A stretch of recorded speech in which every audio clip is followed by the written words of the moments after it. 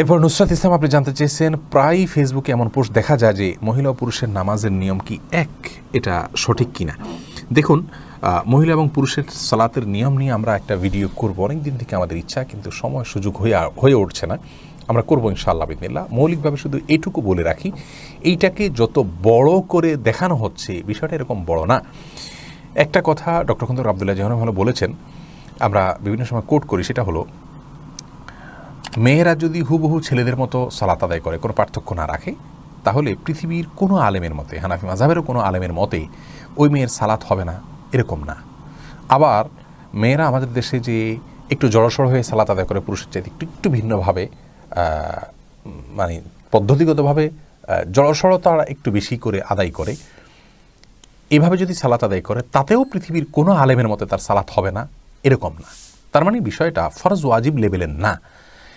এই বিষয়টাকে নিয়ে আমরা যত আধা জল খেয়ে নামছি এবং মানে এমনভাবে বলছি যেন সালাতই হবে না, এটা হলো আমাদের বাড়াবাড়ি এবং সীমালঙ্ঘন।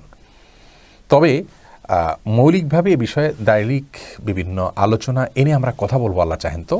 এইটুকু শুধু বলতে পারি যে আসলে সমস্ত দলিলগুলো পর্যালোচনা করলে আমার কাছে অন্তত যেটি মনে হয় তা হলো, মেয়েরা ছেলেদের চাইতে পদ্ধতিগতভাবে ভিন্ন কোনো পদ্ধতিতে সালাত আদায় করবে, এরকম কোনো আলাদা কোনো শক্তিশালী কোনো প্রমাণ খুব বেশি পাওয়া যায় না।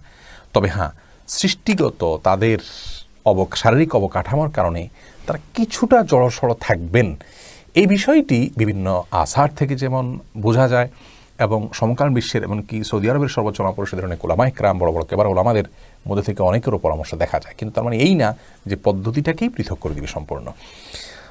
মূল বিষয় হলো যে এটাকে নিয়ে খুব বেশি টেনশন করার মতো, হ্যাঁ অবশ্যই আমরা পদ্ধতি জানবো সঠিক বেঠিক, সেটা তো বটেই, কিন্তু এটাকে নিয়ে এমন টেনশন করা উচিত না যে সালাত হবে কি হবে না, এরকম পর্যায়ে যাওয়া উচিত নয়। আমরা ইনশাআল্লাহ এটা নিয়ে পৃথক কোনো ভিডিওতে বিস্তারিত বলবো, আশা করি সেখানে খোলাসা হবে ইনশাআল্লাহ।